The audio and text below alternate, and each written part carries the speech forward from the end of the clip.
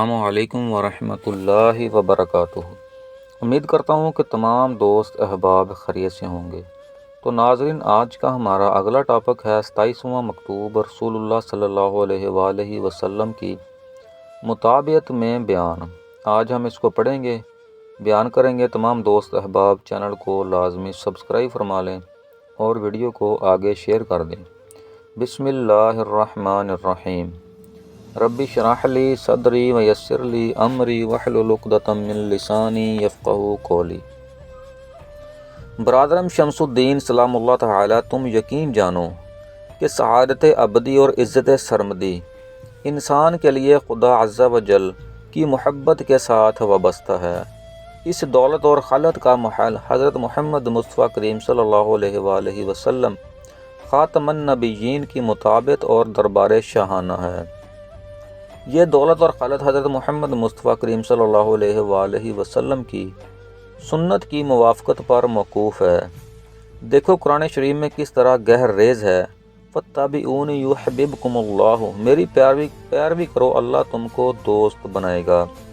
یعنی اپنی شہنشاہ کی فرما برداری کا طوق گلے میں ڈال لو اور حلقہ اطاعت کانوں میں پہن لو، حکم سرکاری بجا لاؤ، نواہی سے دور رہو اور سراپا قصر ایمان کو طاعت کے گلدستوں سے سجا ڈالو۔ سنت سے واقفیت تامہ حاصل کرو اور اس پر ایسا عمل کرو جیسا عمل کرنے کا حق ہے۔ پھر دیکھ لوگے کہ وہ عہد نامہ دوستی جو لکھا گیا ہے اور خطبہ عقد محبت جو پڑھا گیا ہے، باسند اتباع حضور پرنور صلی اللہ علیہ وآلہ وسلم یقینی نافذ ہو کر رہے گا اور ضرور ململ سمجھا جائے گا۔ جب یہ فرمان شاہی اور یہ وثیقہ سندی اور سری تمہارے پاس رہے گا تو یہاں بھی مزہ لوٹو گے اور عیش کرو گے۔ پھر جس وقت حضرت محبوب حقیقی کے دربار میں حاضری ہوگی تو وہاں بھی فی مقعد صدق عندی ملیکا مقتدر، مقعد صدق کے مقام میں خدا سے بلند و برتر کے پاس۔ ذرا سمجھنے کی بات ہے، مقعد صدق عہد پاک مقتدر کا دلچسپ گہوارہ خوشنما چوکھٹ کیا کسی دوسرے مہمان عزیز کے لیے آراستہ ہوا ہے؟ نہیں، صرف تمہارے لیے، یعنی غلامان محمد صلی اللہ علیہ وآلہ وسلم کے لیے۔ مقام صدق میں پہنچ کر اللہ اکبر تمہاری شان کی کوئی حد بھی ہوگی؟ پہلی ہی منزل میں 8 بہشت ہیں، عیش و آرام، سیر و تفریح، حوران جنت کے حسن دل افروز کا نظارہ، چاندی، سونا، یاقوت اور جواہر نگار، شاہی محل میں جلوس، کوثر و تسنیم کی لہروں سے سرور بخش مناظر، درختوں کے پھل پھول، سبزی کی دلکش بہار، شراب طہور کا دور مسلسل، انواع و اقسام کے خوانے پر نعمت کی لذتیں، یعنی کانت لہم جنات الفردوس نزلا، ان لوگوں کے لیے جنت الفردوس اترنے کی جگہ ہوگی۔ مگر یاد رہے کہ درد طلب میں صدق و اخلاص ہے، تو باوجود ان سامانوں کے تم گھبرا اٹھو گے اور کہنے لگو گے کہ دل بریانے بے مرغ بریانے نا سائد و جگر سوختہ و دل خون شدہ بحور و قصور ننگرو۔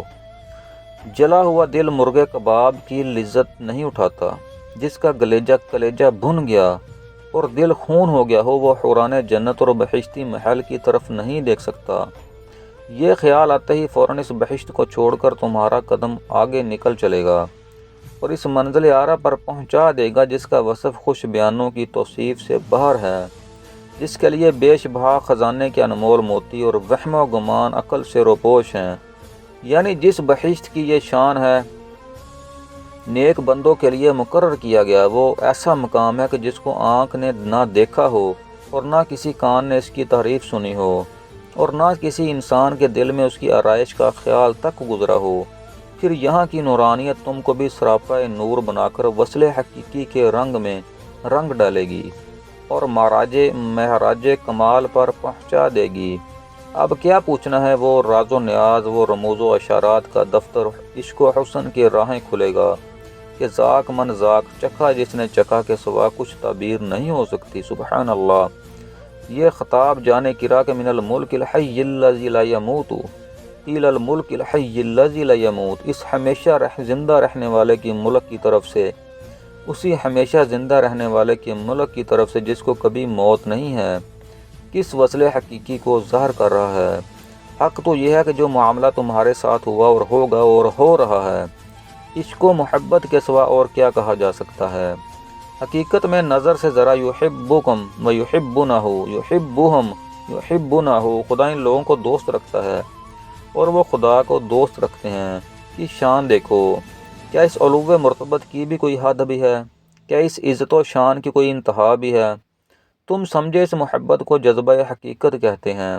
کہاں یہ رنگ، کہاں ہماری تمہاری یہ حالت کے بغیر طمع بہشت اور خوف و دوزخ ایک عمل بھی خالص لوجہ اللہ نہیں ہوتا۔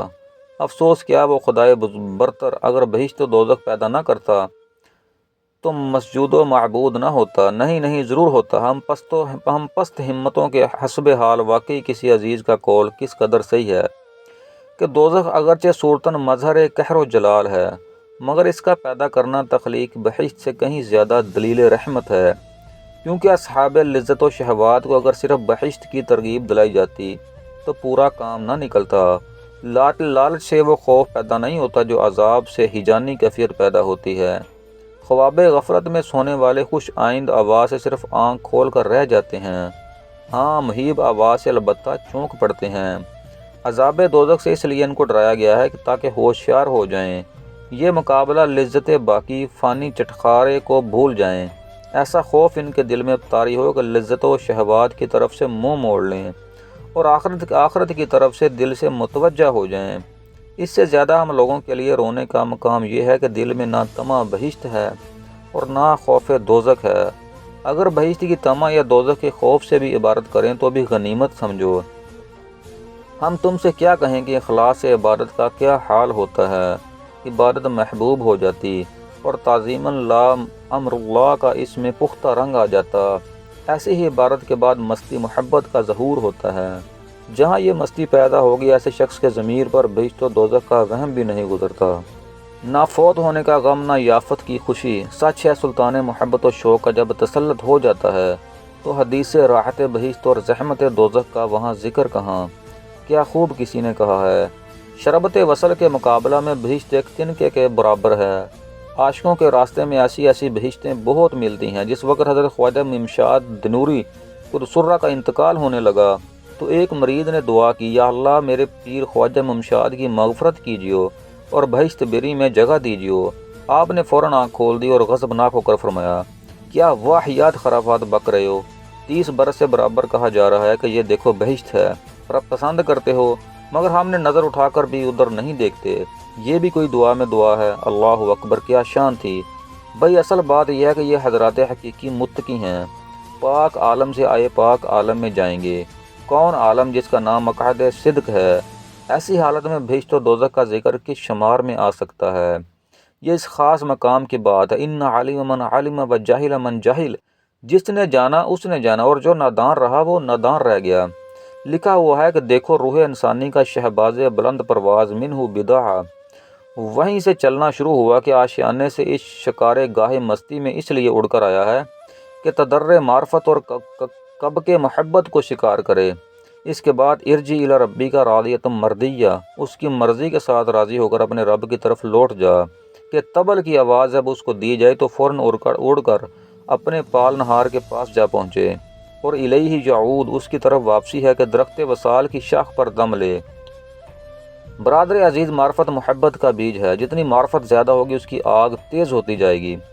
اس سوختہ عشق و لذت اور سرور اور رویت محبت اور مشاہدہ مطلوب زیادہ حاصل ہے۔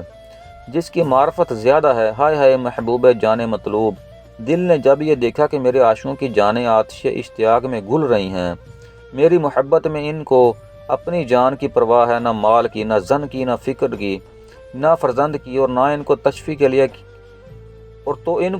کے لیے کیا روح اور پرور شربت وصال بھیجا۔ یحبکم و یحبونہ، وہ ان کو دوست رکھتا ہے اور یہ ان کو دوست رکھتے ہیں۔ بندگی دوستی کے برابر کبھی نہیں ہو سکتی، کیونکہ بندگی کے لیے ذلت کا مقام ہے اور دوستی کے لیے عزت کا مقام۔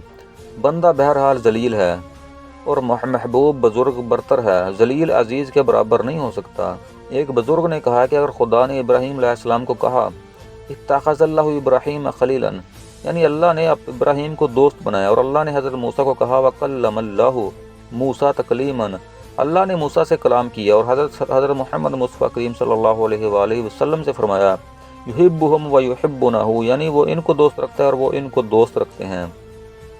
اور یحبہم میں محبت کا جو لفظ آیا قدیم ہے، جس سے محبت کی جائے گی وہ محدث ہے، اور یحبونہ میں محب محدث اور محبوب قدیم ہے، اور خدا کی باتیں جھوٹ سے مبرہ ہیں اور اس کی گواہی شک و شبیہ سے پاک ہے۔ ہم سے سنو، حضرت خواجہ کنین صلی اللہ علیہ وآلہ وسلم فرماتے ہیں ان اللہ یتجلی لخلق عامۃ ولی ابی بکرۃ خاصات، اللہ تعالیٰ ساری مخلوق پر تجلی فرماتا ہے عام طور سے، اور حضرت ابو بکر صدیق رضی اللہ تعالیٰ عنہ پر خاص طور سے فرماتا ہے۔ اس خصوصیت کا آخر سبب وجہ بحث کیا ہے؟ اللہ وہ ہر صبح کو ساکنان ملا اعلیٰ کا متعجب ہو کر یہ کہنا کہ کون سا دل جلا ہے جس کے جگرے سوختہ کی بو آتی ہے۔ حضرت حق کی طرف سے جواب دیا کہ تم نہیں جانتے کہ یہ دولت اس دور میں حضرت ابو بکر صدیق رضی اللہ تعالیٰ عنہ کے حصے کی ہے۔ وار شان معرفت اور اللہ رے ذوق و شوق، سچ ہے معرفت کے انوار اور اسرار کی کچھ انتہا نہیں۔ بعض بزرگوں کا قول ہے کہ معرفت ایک پردہ نشین محبوبہ ہے، اپنی صورت دکھانا پسند نہیں کرتی، گاہ گاہ صرف جلوہ دکھایا کرتی ہے، بلکہ یوں کہنا چاہیے کہ عالم غیب سے یکا یک ایک بجلی ظاہر ہو چکی، شاخ کی جانب جل بھن کر خاکستر ہو گئیں، پھر وہ برق نظر سے ایسی غائب ہوئی کہ پتہ نہ مل سکا، جہاں کی تھی وہیں لوٹ گئی۔ اب اس آگ کا حال ہے کہ بھڑک رہی ہے اور شعلہ اس کا لہک رہا ہے، نہ دل و جان کے لیے کہیں آرام ہے، نہ صورت قرار ہے، نہ ٹھہرنے کی طاقت ہے، نہ قرار کی قدرت ہے۔ ایک زبان ہو کر سبھی نے یہ نالہ و فریاد شروع کی، لمعک القرار ولا منک الفرار، نہ تیرے ساتھ آرام و سکون ہے، نہ تجھے چھوڑ کر بھاگنے کی طاقت ہے۔ ایسے ہی موقع پر بزرگوں نے کہا کہ ایک طالب کا گزر کسی صدی کے وقت کے پاس ہوا۔